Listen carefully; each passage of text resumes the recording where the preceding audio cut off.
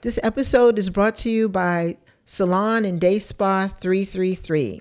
We are located at 94-333 Waipahu Depot Street in Waipahu, Hawaii. Please come down and join our team. Our specialties are body sculpting, braiding, facials, makeup, microblading, teeth whitening, waxing, business training, and we now have a personal stylist and glamour studio. We hope to see you soon. Meryl the Matchmaker. Yes. Welcome to VCTV. Thank you. Thank you for having me. I appreciate you stopping by. And I've been following you for a little bit. It all started back when I first got to Hawaii. I PCS'd here with the Army. And, I'm single, new state. So I figured, I need to, get in touch with the environment, and just try to meet some women, let's see what's going on out here. Yes. So my friend put me on to the Facebook group Honolulu Singles. My friend put me on to the Facebook group Honolulu Singles, and I started to see you post from time to time, about matchmaking, setting people up on dates, success stories, and just what you do in general. So I was intrigued from the jump, and I just kind of followed, watched a little bit. I haven't used your services as of yet. Not yet. It's possible. But so I just think that your industry that you're in, it reminds me of the movie Hitch. Yes. Like, when I see you post, I think like she's like the female Hitch. Yes. Pretty much. So I just want to talk to you about your your industry, your business, and the ins and outs of it, and just how you got started with it. Okay. Before we get there, we're gonna start all the way back. So, okay. Where are you from? I'm from Queens, New York. Born and raised in Queens, New York. Lived there up until the age of 21 years old. Okay. 21. So tell me about your household a little bit. Did you come from a two-parent household? Yes, I came from a two-parent household. Just my mom, my dad, and my brother, who is 11 years older than me. So my mom and dad were together up until the time I was 13 years old. But I remained in my childhood home, and my parents had a great relationship, even beyond the divorce. Okay, so if you can remember, talk to me about your perception of love, relationships, and just two people being together. Like, what was your perception and your idea of it growing up? Okay, well, I grew up in a upper middle class African American neighborhood.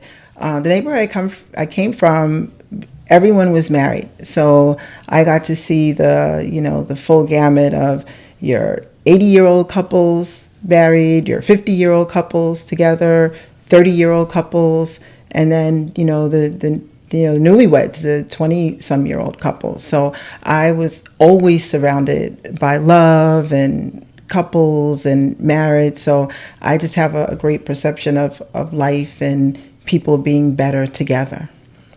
Okay. That's an interesting perspective. Not a lot of people have that experience. So, they always say, you are what your experiences are. Yes. So, people who grow up in a two-parent household, they usually, most of the time, have a more positive idea of marriage and relationships, and they have that optimistic, thought that it can happen. Absolutely. Aside from people that, grew up in a single-parent household or, foster care, things of that nature. So let's talk about you in school. So okay. Talk to me about elementary school, middle school. How was that time for you? Elementary school, middle school, they were really good times. It's a little different for me than it was for other people. I have sickle cell anemia. I don't know if you're familiar with sickle cell. So I have sickle cell, which is primarily an African American disease. And so I spent a lot of time in and out of the hospital. When I wasn't in the hospital, I was, at school, but I was excluded from gym and all the stuff that you got to, go out in the playground and run around. They kind of just had me in a padded suit type of thing. So actually, I had a really pleasant elementary, middle school experience because of that. Kids, they say kids are mean, but actually the community I came from, the kids were good. They were really good with me. They were always caring and making sure I had water and, you need to sit down. And, they just Okay. really, really loved on me. And so I think my whole concept of love and togetherness comes from that, stems from just me being loved on a lot, from an Okay. early age. Okay. What did your parents do for a living? My dad was in construction, and my mom worked for Bureau of Child Welfare, which is the equivalent of CPS. Okay. How long did you stay in New York for again? I stayed there until age 21, and then at age 21, I moved to Newark, Delaware. Okay. What made you move? Just needed to get out of New York. It was time to go. New York is New York is New York. You're either you're gonna love it or you're gonna hate it. And I shouldn't say you're gonna love it or hate it. I didn't hate it. It's just I just never seemed to really fit in. It's funny. I was born there, but I had friends and people would always tell me, "You're like a valley girl. Like I don't understand. Like were you born here?" So Right. I wanted to move to a slower environment. That's where I met my first husband. And actually met my first husband in New York, and he's the one we decided to move to Delaware together. Yes. Okay. You said your first husband, right? My first husband, absolutely. I am actually on my second marriage. So I did have a first marriage, which, I guess it's supposed to be viewed as a fail because this is a second marriage, but actually, I have a hard time viewing it that way, and my first husband has a hard time viewing it that way as well, because believe it or not, he's one of my best friends. We have one child, my oldest child, we have one child together, and that child now is 33 years old, and so he's not a child. Right. And still, we speak on the phone at least, I'd say, every 2 weeks, which is unusual. Right. Yes, so because he really is my friend. Right. So so even in a failure, it's a win. Right. Right. Yeah. You see, I don't see that as a failure either. Like I see things like that as just a learning experience or just an experience in general. That you can take away from and evolve, and then do greater things with it. Absolutely. From that. Okay, so one child with your first marriage. Yes. And you and him are still friends, best friends even Yes, to this that's day. right. Yes. Okay. So, did you go to college? I did. I attended St. John's University for 2 years. Didn't finish. I have an associate's degree, so I didn't go beyond the associate's degree. Yes. Okay. So, when did you meet your second husband? My second husband I met in Delaware, still in Delaware. Oh, still in Delaware. I went to Delaware with my first husband, married, then we divorced. And so I was single for 7 years in Delaware. Single for 7 years. Well, I should go back a little bit. I was married for 3 years. Mm-hmm. Married for 3, divorced, single for 7 years. And so I was still in Delaware. So even though I divorced my first husband, I didn't go back to New York. I stayed there as a single parent. And again, we had a really good relationship. So I was able to stay there and be supported. And then met my second husband right in Delaware again. Okay. At what time period were you in Delaware? Let's see, from age 21 until, 21. I move around so much. I have to keep this together. So 21 to 35. Yeah, age 21 to age 35. Yes. Okay. And so you were single for 7 years, correct? I was single for 7 years. All right. So yes. Take us back to that time. How was the dating scene at that time in Delaware?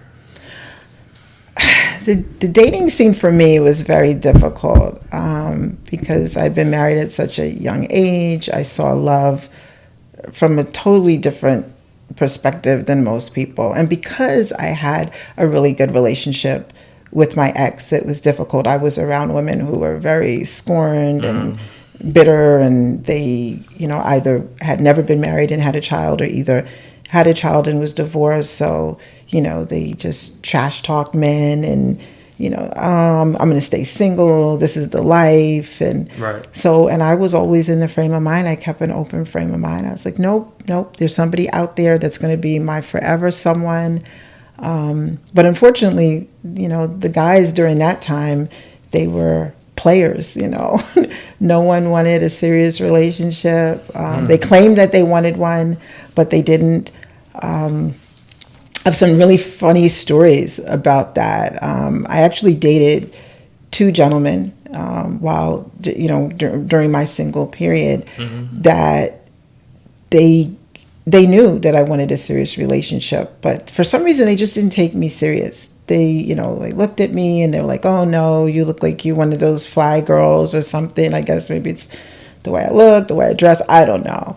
And so they I broke up with them because I said, no, I need you to tell me that, you're serious about a relationship. And they were honest. They couldn't tell me that.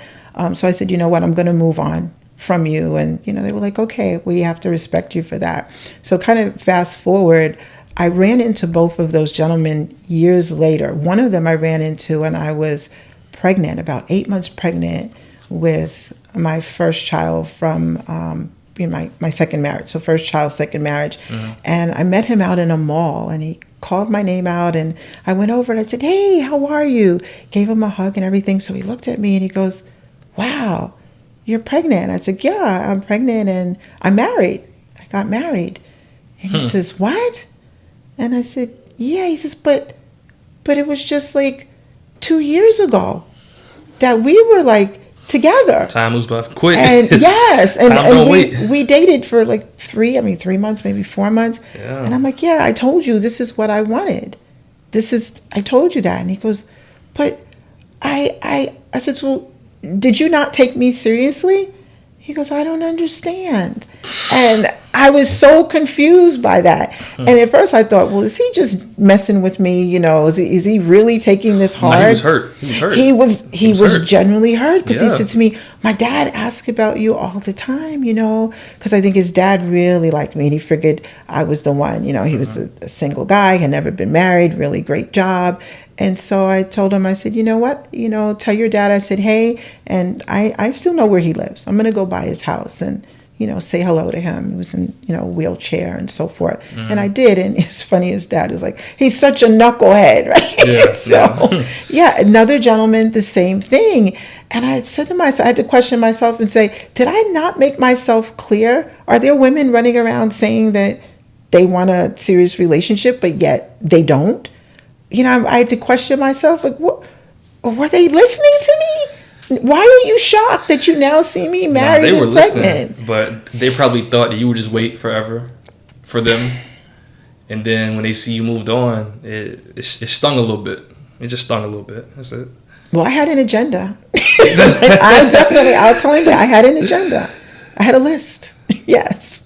Okay, so second marriage, Delaware. Okay, so we're in Hawaii right now. Exactly. Were there any stops in between Delaware and Hawaii? Absolutely. I am the non-military person who thinks that I'm military. So in my mind, if there's such a thing, in my mind there's a clock, and the clock says, "Ooh, we just got orders. It's time to move." Yes, yeah. the orders came in. Where did the orders come in for? Arizona. So, and it's funny because every time we moved to a military place. That's what really made it funny, because people were like, "Oh, you guys military?" In our minds. Right. Right? So what made you choose Arizona? We chose Yuma, not just Arizona, but Yuma, Arizona, because it was Arizona is very reasonable to live anyway, but it was like super reasonable. Mm-hmm. I mean, we couldn't believe what we were getting for our money in Arizona. We knew what the heat was like. We thought we knew until we got there, but we got so much for our money. We're like, that's it. We're packing up and we're moving to Arizona, Yuma, because it was really cheap there, and it was a military town. And so we figured we'd find other people that, that look like us and Right. that, we can raise our kids together. Right. Right. By the time I got to the Arizona, I already had, as you know, Naomi, 3 children. So 3 children from my second marriage. Yes. Okay. So, right. So I guess going back and then coming back. So in Delaware, we had 3 children. So our oldest, Elijah, middle child for us, Noah, and then the baby, Naomi. So by this time we had a total of 5 children. Okay. My current husband has 1 child from his previous marriage. I had 1 child from my previous marriage. And then we had the 3 children together. So we walked into the marriage equally yoked. And I'll talk about that later, being equally yoked. Equally yoked when you walk into your first or second relationship. Okay. All right. We've talked about your childhood. We've talked about middle school. We've talked about elementary school. We've talked about your first marriage, second marriage, Delaware, getting out of New York, and now you're in Hawaii. Let's get into why you're here. Okay. Matchmaking. Oh, matchmaking. Let's get right into matchmaking. Yes, matchmaking. So when I think about matchmaking, I think of somebody sitting back saying, I think they will be good with them. I don't know the process of how that works, but explain to us the definition of matchmaking. Okay. Well, I don't know if there's or your definition. What is your definition? It's a real definition, but it's taking 2 people, 2 kindred souls, and kind of looking into both of them and finding and thinking, okay, what's going to work? If this is going to work. Mm-hmm. And then just putting those 2 souls together. Okay. If that makes sense. Yeah. Okay. How did you get introduced into matchmaking? Why did you find it interesting? And when did you first start? Okay. So it's interesting with matchmaking. I've been doing matchmaking since the time I was 10 years old. Wow. And 10 years old, it was a natural. And I think it was because, as I explained earlier, that that I have sickle cell disease. So because of that, I spent a lot of time around adults and not, around the kids. The kids are outside playing and so forth. And they'd say, oh, Meryl, it's too hot for you. It's too cold for you, this, that, and the other. But I spent a lot of time around adults. And so I had a brother who was 11 years older than me, who's super popular. Always his teen friends, coming in and out of the house. And so I was a young person who was really privy to all the gossip that 15-year-olds, 16-year-olds, 17, 18, who's seeing who, right. What's going on, is that going to work? And from an early age, I would ask questions. I'd say to my brother, oh, is so-and-so dating so-and-so? Mm-hmm. Ooh, that might not work because she's a little loud and he's very quiet, huh? And my brother would say, okay, stop it. Stop it. I'd say, you know what? I think this person and that person might make a great match. So then I'd go over, my brother's friends, of course, would come over and I'd say, Candy likes you. Do you think so? Yeah, I think you need to say something to her. Next time she comes over, my brother would say, what are you doing? And I'd scurry away. Yeah. And this is at 10? This was at 10. I was a busybody. Okay. And sure enough, I could see things. And it wasn't so much that I heard them speaking, but just watching their eyes and their body language. I'm like, yeah, this is going to work. So as early as that, I started doing that. Out into my 20s, I would meet people. I've always been kind of a social butterfly. At one point, one of my jobs, I was an event planner, party person. Okay. So I knew a lot of people. And so singles would come to me and say, I'm really lonely. I want to meet somebody. And I'd be like, you know what? I've got somebody for you. And it was not because I was putting people together because they would look good together, but because I'm just a person that people open up to. They just seem to tell me all their business and I get to get a real feel for them. And I'd say, you know what? This is a good person. So I've been doing this for, such a long time. And so all my friends, Meryl's good at this. And they would call me, who do you know? So fast forward, here we are in Hawaii.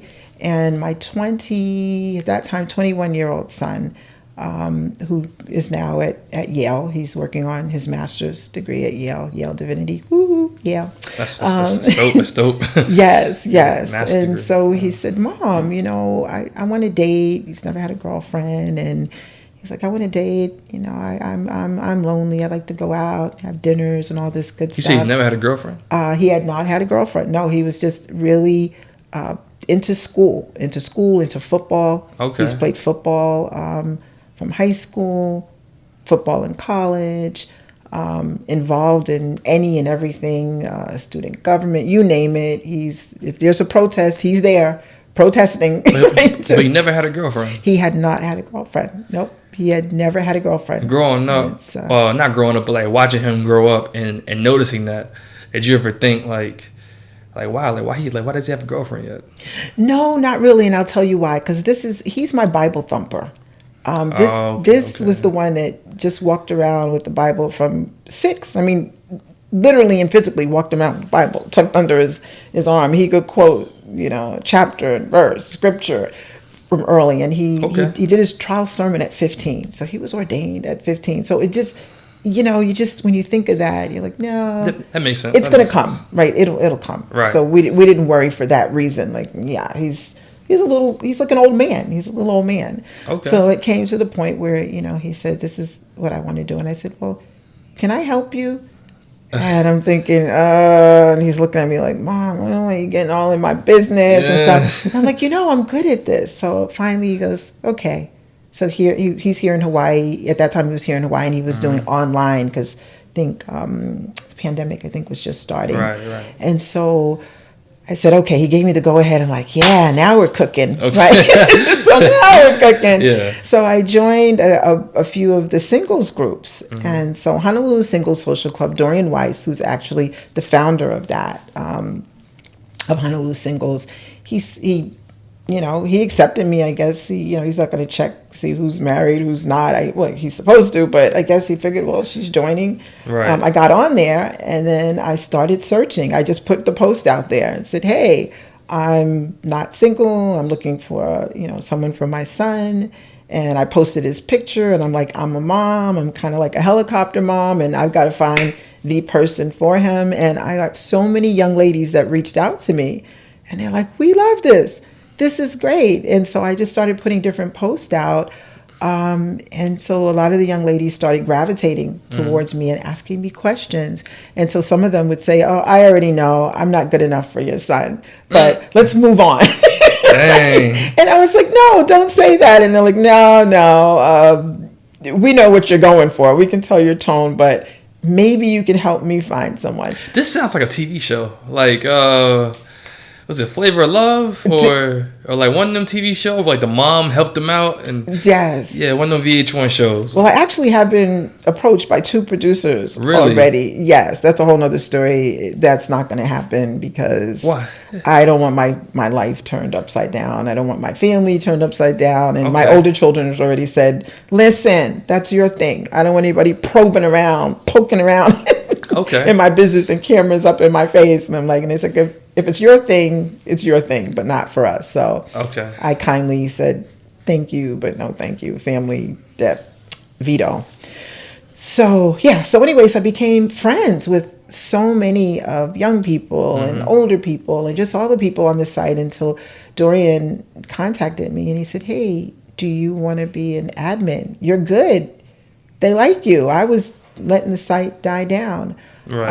And I said, okay, but I want to take it in a different direction if it's okay with you. I want us to not be like Tinder, not be like any of those other sites out there where you swipe right, swipe left. I'm going to get to know each and every member that joins if they allow me to. And I'm going to have these one-on-ones. We'll sit down and we'll have a conversation, on the phone. Doesn't have to be in person, video chats. And that's something else that I do. I won't have a telephone conversation with anyone. I need to do a video chat. I need to see your face. I need to read your eyes. That's really important to me. So I'm going to do these. And then from those, I'll have these meet and greets and so forth. We'll go out to bars, restaurants, meet, and then I will be able to figure out who who to match with who. Okay, are you speeding a little bit? Okay. Okay. All right. So when somebody first approaches you and says, "Hey, I want your services," what's the first thing that happens after that, or like the next step that happens after that? Okay, so the next thing, so once they ask about the services, and they're usually a little shy because they're figuring, oh, okay, I know I'm gonna have to pay something, and this is gonna be a problem, and I don't even want to know how much this lady charges. So the first thing out my mouth is, I want you to understand that I'm free. And they're like, free? Like free? Like nothing else. Like, no, free. I said, but what I need from you is a commitment. I need a commitment that you are committed to go through this process with me, to trust the process. So the very first step is we have a one-on-one and you get to interview me. So everyone gets to interview me. Okay. This way they can see, well, is this lady a nut? What's her deal? She's a matchmaker, and people are out here charging anywhere from $1,500 to $5,000 for this service, right? And she's not charging anything. So you need to interview me to make sure that I'm not a nut. Okay. Right? That's what I tell them. Right. So once they get past that and see that, okay, she's good, then I ask them and I tell them, I said, listen, we're going to sit down and I'm going to dig into some things that might be uncomfortable for you.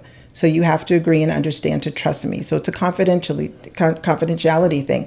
I'm not going to divulge any of this to anyone else. I need this information so that I can match you properly, but you have to trust me. So once they agree to that, we have our one-on-one. Sometimes I tell them at least an hour, but I've been on the phone for 4 hours with some people because it's actually a therapy session sometimes. Yeah, I believe it. You start digging and people start finding stuff out about themselves in real time and, touching on subjects they probably haven't touched on in years. Absolutely. So I can definitely see how that can be a pretty thorough Absolutely. And some people find at the end of those one-on-ones, they find that they're not ready to date. They had no idea that they weren't ready to date. And I tell them, listen, this is not it for us. I don't know if you're ready to date, but guess what? Still continue to call me. Let's talk and we'll get you ready. And I've had plenty of cases like that where they have become, ready. So that's why that conversation is necessary to see if they're really ready. Okay. So after you have the conversation with them, you dig into their past a little bit, ask some questions. Well, first, could you give us some examples of maybe some questions you hit on? Okay. So, of course, there's always the basic questions. But one of the questions that I ask, which people get a little tense with, is, did you grow up in a two-parent household? And if you did not grow up in a two-parent household, what was the dynamics? So for women, I ask them, okay, you grew up with just your mom. Who was the male figure in your life? Did you have a grandpa, an uncle, a neighbor, someone that was the male figure that stepped in? That makes a lot of women uncomfortable because, they go, well, what difference does it make? And it does. It does make a difference. It absolutely makes a difference. Definitely does. Yes. And then some of the other questions that I ask is, how many relationships have you been in, in the last, say, year? And that makes some people uncomfortable because they want to know what exactly do you mean? Relationships. Relationships where you committed to say we are a couple. How many have you been in within the last year? Those questions, some people don't want to.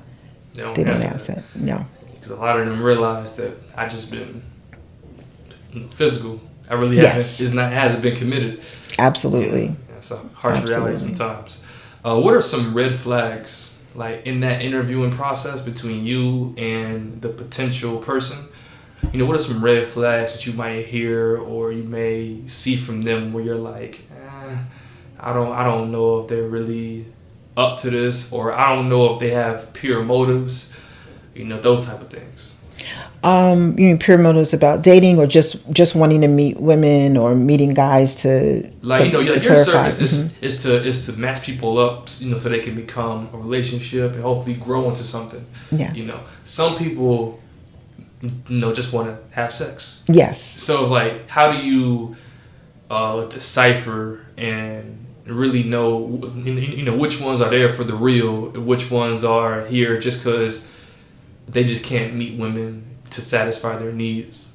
So they're trying to pretty much like cheat the system a little bit and then get somebody else to find somebody for them. Yes. Oh, yeah, absolutely. I get those. I will get that in the one-on-ones. If I have a one-on-one with you long enough and I'll ask you specific questions and I see that your dating pattern, if they're truthful with me, and I see that their dating patterns are all over the place. They've been dating multiple men, multiple women, whether it's man or whatever the case is. If I see that they just jump in and out of relationships, they don't seem to care too much. I'll ask them questions about that person, the person or however many people they were dating. And if they can't give me specifics, they can't tell me things like, well, when was their birthday? What was their favorite color? Did you meet their mom? Did you meet their dad? How often did you go out? If they can't answer questions like that, that means you were just running from person to person, and you want to use me to be able to find somebody else as the middleman to do that. Exactly. Okay. What is your success rate in actually matching people up together and it becoming something? Okay, so let's just use, since I've been here in Hawaii. I mean, over. Have you been here for how long again? And I've been here 2.5 years now. Okay, 2.5 So we years. won't go back. So right now, if I should go back, I'd say at least 45 marriages now. And this is Hawaii. this is before. But for Hawaii, just in the 2.5 years, yes, 3 marriages in Wow. 2.5 years, and 5 solid relationships. Okay. In 2.5 years. That's solid. That's pretty good. I think it's pretty good. Yeah, shooting pretty good from the field. That's pretty good. That's all right. Okay. Pretty good. Okay. All right. So once you match them up together, how do you decide on, or how do you figure out, what kind of date they're gonna have, or how they plan on meeting? Do you just give one person the number and just say, hey, text them? Like, what's the process after that? After you find the match? So after that, what we try to do is they try to meet up at one of our meet and greets. Okay. So one of our meet and greets, it's like, well, come on over. Like last night, for instance, we had a strangers picnic. So Perfect Strangers. It actually was called the Perfect Strangers Picnic. So they showed up for a photo session. It's perfect strangers coming together, taking pictures, having a good time, see who clicks, and you sit and you eat and just have a good time. So we use those. And then we meet a lot at Blue Tropics Bar. They've been really gracious to us, letting us have their back room. We use it quite often. So we have those meet and greets. If there's not an opportunity for a meet and greet, I have them to meet at a, not for dinner, always either for breakfast, for lunch, or coffee, because dinner suggests that something else may happen. Yes. You don't want to put yourself in that kind of situation. Right. So breakfast, lunch, coffee, and then no information should be exchanged at that point until they each speak with me. Okay. Because it's fair. That's fair, because what will happen is maybe the guy really enjoyed the date, the woman may not have, right. And so I go back and I give them feedback. And so at this point, she's not feeling pressured by him calling her right. and wanting to go out on another date when she just really wasn't feeling him, or vice versa. Right. This way, each person checks in with me, and I'm able to give, an honest assessment of how the date went and how each person feels. So I'm the middleman, which helps to that buffer, so we won't have people with this new term the young people use, ghosting. Yeah. So we don't have that ghosting. Okay. Yes. Mm-hmm. Are those rules always followed? No. I wouldn't think so. Those rules are not always followed, and I tell you what, I always find out about it because it's always a disaster. Oh, really? And it always blows up in their face. And I'm going to say this, and I know that there's probably people listening and seeing this and like, what is she talking about? Well, guess what? At the end of the day, they came to me for a reason. Mm-hmm. There was a reason that they came to me. There was some kind of pattern that just wasn't working for them. And so when they go out, and we have a term in the group, and it's called going rogue. One of the, there was a member back when I first started about 2 years ago. there was a situation where there was a young lady who was asking, we had one of these meet and greets, so I'll go back. We had one of these meet and greets, and at that meet and greet, no information was supposed to be exchanged. You're just there, you know the names, and that's it. And then they all were to check in with me later and to let me know how that meeting went. And then at that point, I could, tell them this is their telephone number, this is how you get in touch with them. Well, the young lady thought it was going very well. And so she said, okay, well, let's exchange information. And the gentleman said, no, that's not what we're supposed to do. That's not, we won't be following the rules if we do that. And then, so the young lady says, what is Meryl, your mother? Yeah. And so later on, I was told about it. And so he created this term, and he says, Miss Meryl, she was going rogue.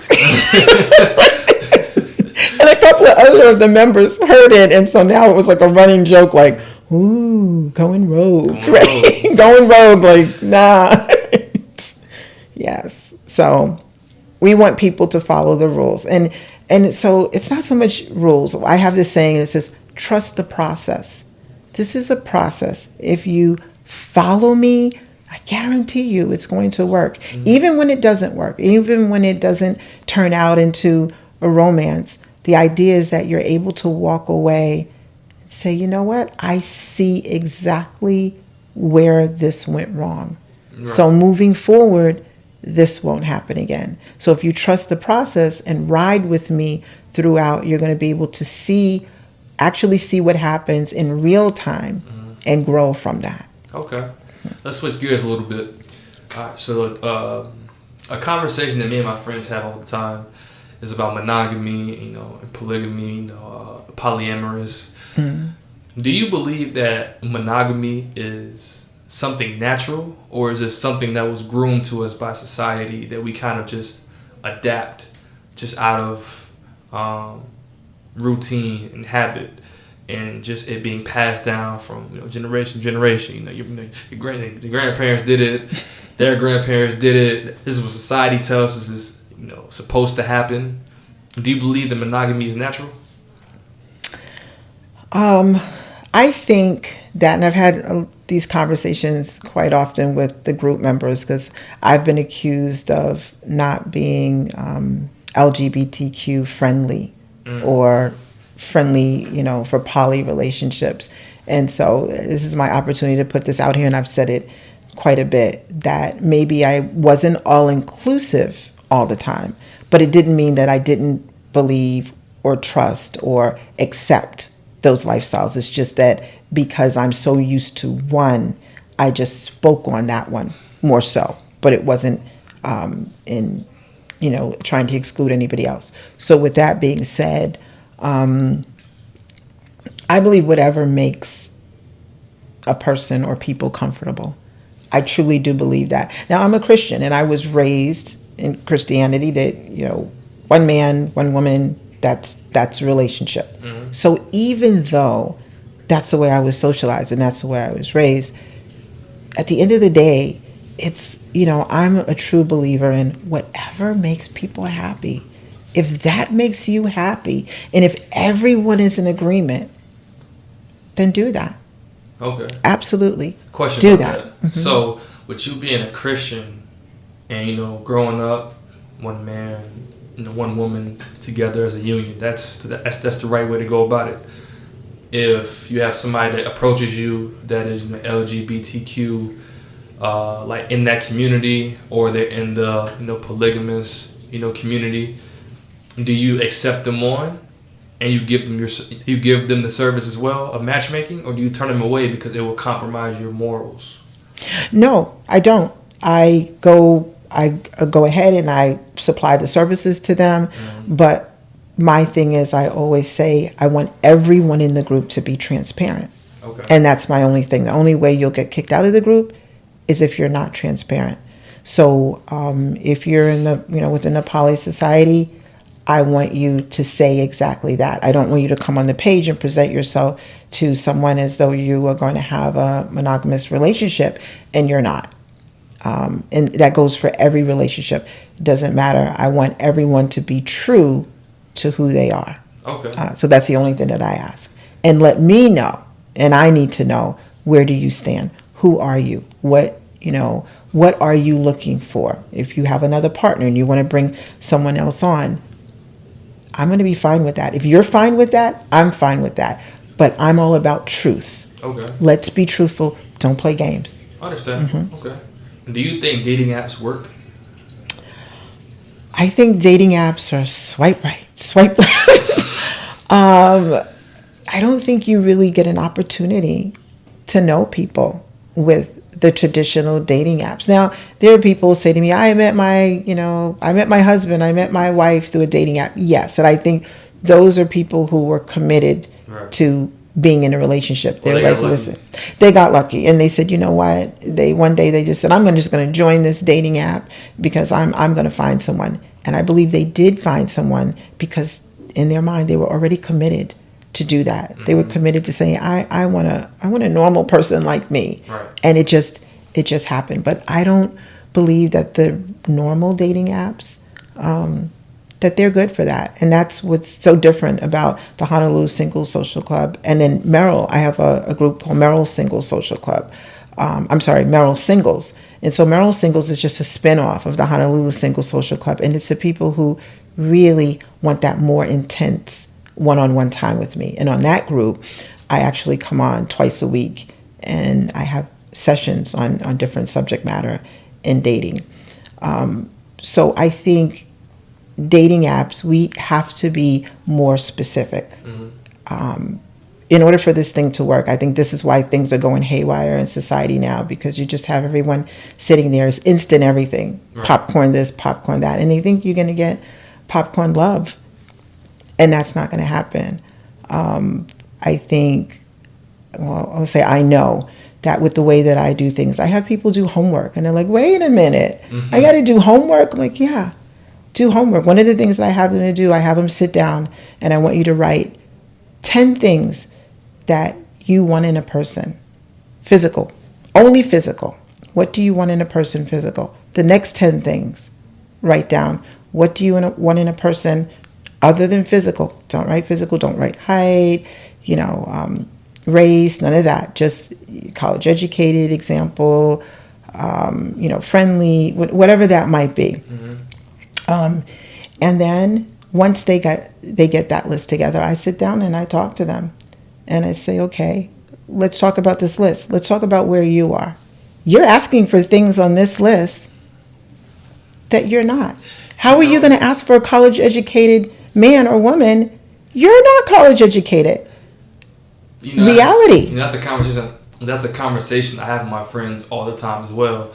I feel like what's wrong with the dating scene nowadays. I'm 24, so I think the dating scene is going south now because everybody wants what they necessarily haven't worked for, like physical features, financial status, and stuff like that. They want things that they don't even have, or they don't even, or they're not even in that realm, yet. If somebody is out of shape, works minimum wage job, God bless them. I'm not talking about them, right? But you can't expect to pull somebody who has a budding, supermodel, a budding career, is in shape, has money, comes from this great background. It's like you gotta be realistic at the end of the day. Okay, that's it. That's it. And so I asked them to take a deep look at themselves. Right. What are you bringing to the table? What are you bringing to the table? And so I had this one young lady tell me, it was funny. She goes, I am the table. See. And I'm like, you're the table. Okay. So basically what I had to do is I said, okay, well, let me take my gloves off for a minute, because one or two things are going to happen here. You're either going to love me at the end of this conversation because you're just, reality check. I said, or you're going to call me everything but a child of God by the time we finish. I said, we're going to break you down. I said, I have to do this because no, you don't come to me with that. You are the table. It's crazy. What is that? I said, this is crazy. So it's that mentality that I'm entitled. It's all about me. What does he or she need to do for me? What can you do for each other? What are you both bringing to the table? That's why we'll get back to earlier. I talked about that being evenly yoked. Remember, I said we'll get back to that. Right. People don't believe that. They're like, oh, some people tell me, well, just love is love, and that doesn't matter. No, you need to write a list down of things so that when you meet this person, you guys, if you're evenly yoked, you walk into it already with even playing ground. And I'll give you an example. Like my second husband and I, we both walked into the situation we both had been married one time before. We both had one child. Happened so both were boys. We didn't care whether. Well, no. Matter of fact, he did care. He did care. He did not want to date a woman who had girls or a girl because he felt like his son would feel maybe a little jealous of the fact that if he was dating someone that now she has a little girl and she's different from me. I didn't think that way, but I could see where that made sense. So we both walked in and we both had boys. So that wasn't even an issue. Boy, it wasn't even an issue. Both of us were, again, first marriage. Both of our exes, they didn't have any other children. We didn't have any other children at that time. So we walked in, basically, that's a clean slate if you think about it. We're on even playing field.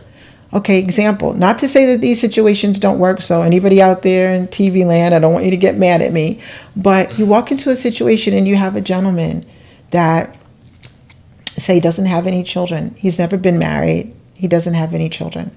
So he meets a woman who she was married. She has, say, 3 children.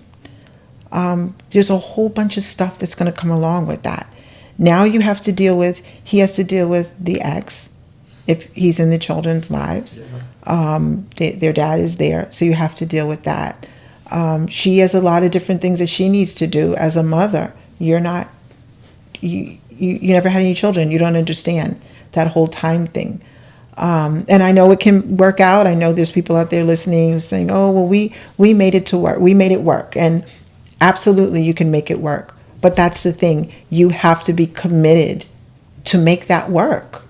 That's more work. So understand that when you walk in, unevenly yoked, there's going to be more work. That's just it. The more the dynamics, the harder you're going to have to work. And people think it's just going to come together. It's just going to mesh easily. It's not going to mesh easily. I ask questions about the relationships between when my couples, I put them together and my couples start dating. I ask, okay, well, you were married before and you have one child. So how is your relationship? How is your ex's relationship with your mom? Let's say if it's a gentleman and he's now looking to move on and date, but yet his mother is still attached to the ex. Let's say the ex was his childhood sweetheart. Just think about that. The ex was his childhood sweetheart. The family is still attached to her. The family doesn't even look at her as a sister-in-law. They look at her as a sister. So now, here comes the new girlfriend. And she's so nice and happy and right. And they're like, no, we don't want you here. Right. We've already got our sister and sister-in-law over here, and you're the outsider. It's tough. And so it has to be a woman that is going to say, okay, I'm with you. I love you and I'm with you. So I'm not going to worry about that part. They're going to need to be able to understand that maybe that part is never going to come around. You're never going to have your in-laws on your side. Right. So is that love for him going to be strong enough to survive that? Are you going to be able to just turn your head and be able to say to them, hello, and be decent at family functions and just know, you know what, I'm in this for him and I love him and I can't focus on that? Or do you have a fantasy in your head that I wanted this life where I was going out to dinner and having lunches and girls' day with my sister-in-laws? But the sister-in-laws don't want anything to do with you. That's work. That's putting on your big girl panties and saying, what do I want? Do I want a husband, or do I want all of this other stuff that goes along with that? So people don't think about that. Okay. Mm-hmm. I got one more question before we get back into matchmaking. Yes.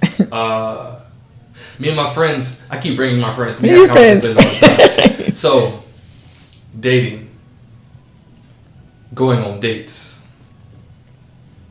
who should pay? Starting from the very first date, and let's just say you guys are dating for a few weeks, and you guys have a couple dates, like every weekend or something like that. Yes. Who should be paying for these dates, in your opinion? Okay, in my opinion, I was getting ready to say something, but here I am reeling it in again because, my people are constantly coming to me and they're like, Miss Meryl, we love you. You're a sweetheart, but you have to remember, stay LGBTQ friendly and don't forget. So I never forget about you guys. I love you. So, but there's sometimes my wording, I leave them out. Okay. So whoever is the lead. So I can't say whether it's the man. So in a relationship where there's a man and there's a woman, the man should pay. Okay. If it's two men, time, including the first date. Yes. Okay. If it's two men and one is the lead, well, I'll use the word lead. He pays. Two women, whoever is the lead, you pay. Okay. Simple. All right. So simple question, simple answer. And until you get to the point that you are now officially in a relationship. So in the dating stages, so I guess if that's in the dating stages, because I guess that would be considered courting? That's courting. Okay. And there is a difference between dating and courting. And do you know the difference between dating and courting? I have an idea, but I want you to tell us your definition. You don't want to take a stab at it? All right, so courting to me is you're trying to pretty much woo her, and you're trying to, I hate to say persuade, but you're showing her the qualities you have, and you're pretty much, you're trying to get her into a relationship. In a All right, way. I'll help you out. In a way. I'm saying courting. Courting, you're trying to get her into a relationship, so you're taking her on dates. You're making a conscious effort with an agenda. Dating is more so casual. We're just having fun. And there's no real commitments being made or being pursued. Absolutely. Courting is dating with intention. Okay. That's what it is. Okay. Dating with intention. Mm-hmm. You have intentions of relationship, you have intentions of marriage. That's courting. Dating, you do that all day long. Right. I date him, I date that one, I date this one, I date that one. And that's why I believe in dating, the lead should pay. When you get to the point that you're courting, right? If you're courting, which is different, your intentions from the very beginning is this going to work, this going to be a permanent, whether it, turn into a marriage or permanently we're seeing each other. We've intentionally said we're not going to see anyone else. Now you're in that type of relationship. So you can have conversations and say, hey, can we just go out? I can really afford for us to go out just once a week. If you'd like to go out more, maybe, we can split it or, every other time. Then you can have those conversations. And that's in the... That's in the courting. The courting. That's in the courting. That's dating with intention. Well, okay. But the initial stages of dating... I would think that courting, the man or the lead will be the person that will pay, because usually the person with the lead is the one who is initiating the intentions. So I would think that dating, since it's more of a casual environment and there's no commitment being driven, that will be the place where, okay, I pay, you pay, I pay, you pay, we split it, whatever. I would think courting would be the more so one that the lead will pay. Well, and most people would think that. Remember, dating, that's just the beginning stage. You see someone, you have a conversation. So you want to have a good impression. Think about that. Okay. Oh, so that's you, at the okay, that's so the you beginning. start You with just dating, meet them. You start with dating. You're starting with the dating. And then you get to the courting. Yes. Okay. So because you see them, you want to make a good impression. And in order to make a good impression, okay, well, we're going Dutch. Well, that's not a good impression. Okay. Oh, I have a question for you. I just popped in my head. Do you feel like, one, it's wise for women to have sex on the first date? And do you think that a man should judge, or there should be some type of not should it mean anything good or bad if sex does happen on the first date, and how do you think that affects women? Well, I'll tell you this. I have a lot of young people in the group. I call my young people. Well, you have to be 21 in order to join the group. So my 23, most of them 23, 24, 25. There's this term out, smash and dash. Heard of that? There's this new term, smash and dash. They're like, oh, Miss Meryl. They're always really respectful of me. All of them always call me auntie or Miss Meryl. Well, wait, smash and dash. And I'm like, listen, I've instituted this for them. Don't talk to me. I don't want to hear it. 72-hour rule. 72-hour rule. And they're like, okay. It's not bad, honestly. It's not bad. So for them, and I never had that before until they started the smash and dash stuff with me. So I said, okay, we're going to have the 72-hour rule. Nothing until you can look at him. Because, the women the same way. Sometimes they're like, ooh, yeah, that's all I wanted. No. Look at him as a person.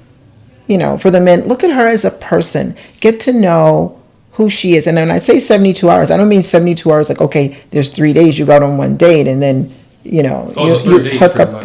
We're talking 72 hours of you being in that person's presence, either in front of them or having telephone conversations or video chats, some way of tracking that you're spending a substantial amount of 72-hour rule. Okay, 72-hour rule. Okay. That's so I put that in place. Yeah, 72 hours, because within 72 hours of just chatting back and forth, not texting, conversations, telephone conversations. Okay, so continuing with the 72-hour rule. Okay, so after the 72-hour rule, and that's kind of a rule for my young people, my younger people, say my 21 to 25 year old. For my older, more mature people who have, say, they've been around the block, been married, had kids, just older, just more mature. I won't say the 72-hour rule, but what I will say is you have to give it some time. That first date doesn't sit well. That first week doesn't sit well. That first month doesn't sit well. And I say that not because that's my opinion. I say that because I've had both men and women come back to me and say, well, if they did that so easily with me, then what are they doing out here? Are they running around the streets sleeping with every Tom, Dick, Harry, Helen, Louise? So you're being watched, regardless. Like a man may want to go to bed and he will go to bed with you, but the next day, guarantee he's going to talk about it and he's going to look at you. And at that point, I've had some men to tell me, no, I like her, but that's definitely not wife material because I can't trust her. I'm like, wait a minute. You just went out on a couple of dates and you went to bed with her. And so, no, it's too soon. I can't trust her. We'll hang out for a bit. So that whole thing with waiting and, some people like, oh, you're never going to get anybody if you sit and wait and you hold out because this is what a guy wants. Or I was getting ready to ask, do you think there's a such thing as waiting too long? Holding out too long? No. I don't think there's such a thing as holding out too long. Well, no. Let me roll it back because now remember I have my two groups. I have my younger group. I have my older group. So my younger group, no, I don't think there's such a thing as holding out too long.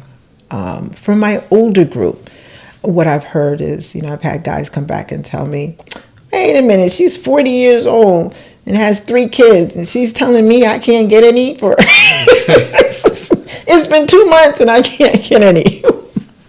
Well, there's a different set of rules there. And I think then there comes a conversation. The two people really need to sit down and have a conversation about their past sex life. Okay. Yeah. I think in this day and age, especially with the younger group that you speak of, the smash and dashers, that 21, 25, 26. Me personally, I think holding out too long could be a mistake, because we live in a day and age of we have all the options available to us in the palm of our hands. Via dating apps, social media, Facebook groups, Facebook in general, just in our hands. So we may even wait, however long you want to wait. But just know, in the meantime, we gonna get our scratch somewhere else. Well, that's the thing I wanted to say. Understand, for the young ladies who decide that they're going to wait. You wait it out, because they're going to go and they're going to get their scratch itched someplace else. But I guarantee you, if that young lady is the total package and she's presenting herself as a lady, and all the boxes are being checked, they're running out there getting that itch scratch. But guess what? Hey, Brenda, how you doing, girl? What's going on? Oh, they're not going to lose Brenda's number. Oh, no. We're going to continue to keep Brenda. To keep that number. Absolutely. And then when they get ready to settle down, guess whose number they're going to pull out? Oh, yeah, for sure. They're pulling Brenda's number. For sure. So at the end of the day, oh, no, there's no need to run, because sit right there. Sit in it. Okay. That's my words for them. Just sit in it. And just know that they're not going to be faithful to you. And just hope and pray that they get their itch scratched and they don't get somebody pregnant, because then now we got a problem. That's a whole other conversation. Right? But if they protect themselves, you just sit right there and sit right in it. Okay. All right, let's go back to matchmaking for a second. Okay. All right. I see you brought some literature. You want to care to speak on I these did. books you have? Okay, here we go. One of the first books that I tell the singles to take a look at is this one. It's Boundaries in Dating. It's How Healthy Choices Grow Healthy Relationships. Can you show the book in the camera? Boundaries in Dating. Okay. Boundaries in Dating.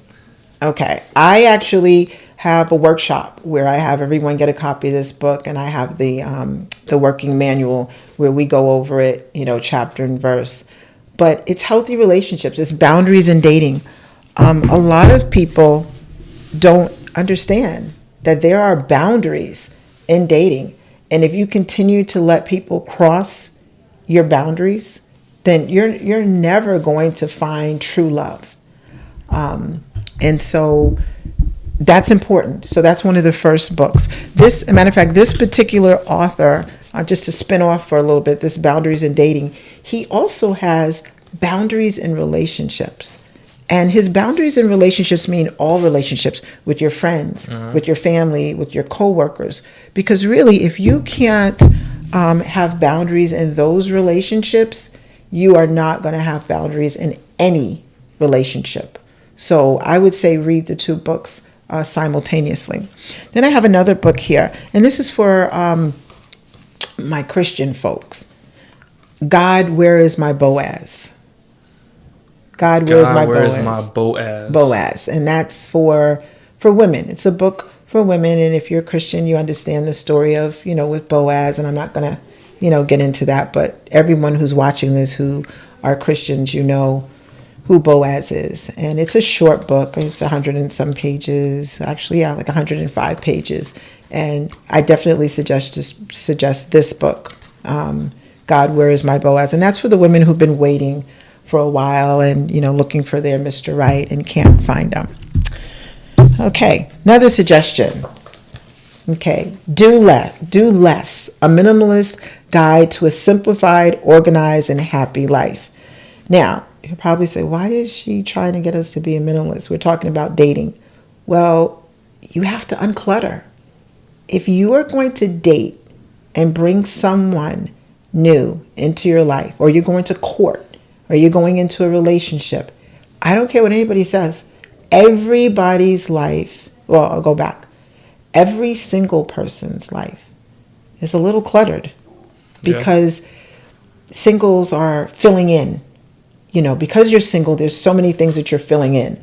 So this is so that you can minimalize your life. Even if it's just your apartment, your house, just throw out junk. Just so you can be able to think and breathe because you want to bring someone new into your life. Okay. And so I bought 4 books today. The final book is called Love Language Minute for Couples, 100 Days to a Closer Relationship. Okay, so this is when you've gone to the point where you are courting. You're courting, you're dating, it's beyond dating, you're courting, and you want to see if you and your significant other now, if things are going well. Because the foundation is everything. It's all about the foundation. So this is 100 days. So hopefully you'll last more than 100 days. But this is the first 100 days. It's about 4 months. Of a relationship.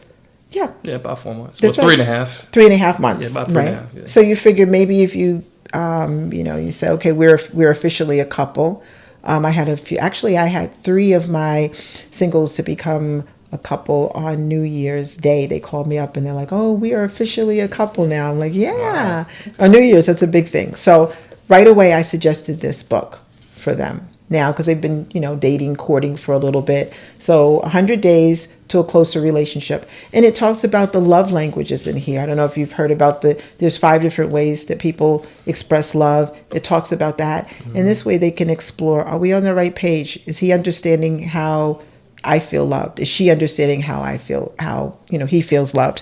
So, yeah. So those are the books that I bought today. And I think that one or all of them will help people to have a successful dating life. Okay. Do you think, or do you put any stock into the zodiac signs? Absolutely. Oh, those that's real? Oh, it's real. I'm Christian. First, I always have to put that out there because a lot of Christians get upset with me because it's like, oh, you can't mingle the two. No, you can. You can mingle the two as long as you use it in proper perspective. And I mean this. Like, I'm not the type that I'm going to get up in the morning, read the newspaper, and be like, oh my God, I'm not getting up. I'm not going outside because they said something about a train. Yeah. And you live nowhere near a train track. Right. You live nowhere near a train track, but my end is going to come because it's a train. It says it right here. No. Horoscope says this. No, I'm not one of those. But what I am is a personality person with the horoscopes. And that's the third question that I ask when I do my one-on-ones, because there are certain signs that are drawn to other signs. It's funny because my first husband was a Capricorn. Mm-hmm. I'm a Scorpio. We'll just say I'm a Scorpio. I know there's a bunch of people out there going, dark. What month is that? October. So I'm in October. It's late October, and then early to mid-November. I know a Scorpio.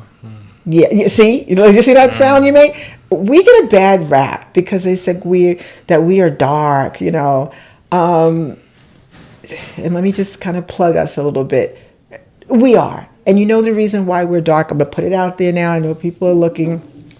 We are dark because we feel a lot. And I know you guys know that. We feel a lot. We're able to watch people. They say we're spooky because we feel, personalities. We can feel pain. We're very sensitive to people. We feel pain. We feel, sorrow, all of this stuff. And we're able to scope people out. And so that's why we seem dark sometimes, because we'll come in a room and we'll have this look. And it's because we're scanning the place. Like, what's going on? What's that one over in the corner getting ready to do? That kind of thing. So anyway, I'm a Scorpio. And so my first husband was a Capricorn, which is actually a match. Not the best match for me, but he was a match. The problem with that first marriage was that we were compatible. But life factors was that there was a 14-year age difference. He was Oh. 14 years older than me. So sometimes when you have that, and with that sign in Capricorn, they have a tendency to be a little bit jealous. So now you've got a 14-year age difference, a wife who's 14 years younger than you. And not only is she 14 years younger than you, but I was young looking. I was much younger looking than my age. Right. And so that's really what caused the problem in the marriage. And that's the reason why we're best friends today, because we really were compatible. But all of those fireworks that came from him being jealous of having a young wife, and then feeling like other people were watching me, not so much that I was doing anything, but not being able to handle the attention, that I got, and being younger, and him being called the father, dad. So that didn't work out too well. But yeah, getting back to horoscope. So my current husband is a Pisces, which is my perfect match. That's the number one. There's something to this. Okay. My number one match is a Pisces. Over and over again, my last 5 couples that I've matched, the zodiac signs lined up. Okay. Lined up perfectly. So I truly believe in them, but I tweak them because, like, I explained earlier with my ex-husband, there may be other factors that, get in the mix and will cause a problem. Okay. I think I just have one more question for you. Okay. Based upon the current dating landscape, dealing with COVID, and just, it being 2022, things are different. Yes. What advice would you give to young and older singles, and the best way to navigate through it to come out with their person? Okay. Well, I'd say use all of this modern technology. I hear all the time people saying, "Oh, this all this modern technology is our demise." We're on there and we're texting, and we always have our phones in front of us, and no one is relating to anyone anymore. So they, it's a bad rap with all of this going on. But I say the opposite, honestly. I love modern technology, because, again, what I do is I have those one-on-ones, and I do a video chat. I do Zoom, or we go into these things in Honolulu Single Social Club. We have this thing at the top of our page. You click, and it's called a room. And you click in the room, and a bunch of people can show up. I can boot people out of the room. I can invite people within the room. And I'm able to watch their eyes. I'm able to see their expressions. So my thing is, there's no reason why 2 people can't connect. You might not be able to be right there with them, but years ago we didn't have that. You remember the Jetsons back in the day when we saw the TV watches and all that? We're like, oh, that's never going to happen. Well, guess what? It's happened. Yeah. So use it every night. If you everybody has their busy schedule, close your office door for 15 minutes, for 20 minutes, set a timer and say, okay, I'm going to have this little Zoom. I'm going to have this FaceTime with them. Close the door and have that time. So I think now more than ever, you can become closer because you have this modern technology to fill in the gaps. And I'd say use it. Stay in contact. Set times. Say, we're going to speak every day from whatever time to whatever time. And like I said, set a timer and, keep to that. Because I know when you're talking and you're happy, you have a tendency to run over and like, oh man, I got to get this work done. Nope, really set a timer, like, so everyone can hear that bing. Okay, I got to talk to you later. Got to go. Love you, but got to go. Right. Use that. Use it to your advantage. And I think, dating will work. And I think honesty, the main thing, use that and stop. Everybody's not an Instagram star. Every picture doesn't have to be perfect. Right. You don't have to scan go over every picture and tweak this and tweak that, make my butt look bigger, make my butt look smaller, lighten my skin, darken my skin. Ooh, let me change the color of my eyes. The biggest pet peeve I get with people with the dating is they'll contact me and they'll say, Miss Meryl, I didn't even know who she was. I walked up to the table. I was like, who is this person? They looked totally different than what they present themselves. That's real too. It happens all the time. They look totally different because they feel like if they don't present themselves that way, that no one will want them. Well, you're not being paid to be Kylie Jenner, whoever, Nicki Minaj. No. That's not who you are. And yeah, take nice pictures, but don't go overboard with that because people won't recognize you. And when they see you, automatically when that happens, you're labeled as a liar. The first impression, Right. You're a liar. Right. Look at how she presented herself. Look at how he presented himself. No. If you are a strong-minded person, well then be that strong-minded person when you text. I mean, when you're on like the different sites and stuff and you're offering your opinion, be exactly who you are, because whoever that person is who's reading that, they are, starting to like or wanting to go out on a date with that person, not the person who's going and typing quotes out of a book, getting poetry from someone else. Be you. So Okay. use technology to your advantage and be truthful and be you. Meryl the Matchmaker, I appreciate you stopping by VCTV. Tell the audience where they can reach you or where they can, just follow you. Okay, you can find me on Honolulu Singles Social Club Facebook group. You can find me on Meryl Singles, Honolulu, Hawaii, Instagram. You can find me at Technicolor Meryl. You'll see me there.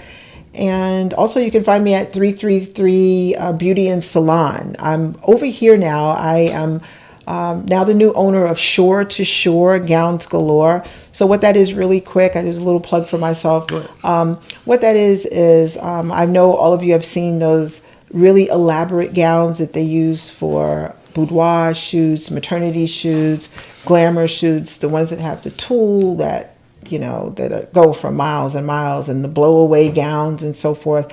Any type of fancy, frilly, over the top gowns, that's what I have. I have them in my possession. You can either buy them or you can rent them if you want to look fancy for a day, but you don't want to spend the $300 on a gown. Come see me. You spend $75. It's yours for 48 hours. Then I'll also have a studio here. So if you want to take the gown to go out on the beach, you can take and get your photographer, go out on the beach. But if you want to just stay here within the studio and have your pictures taken, you can do that, and you'll have a choice of just thousands of gowns. So you can play dress up. You'll be a human Barbie for the day, and we'll have our photographers in here, and it'll just be you'll pay one price for that. So I'm going to be located at 333 Salon, and that's in Waipahu. And again, just reach out to me on Facebook, and I'll give you all the information for everything. All right. VCTV signing off.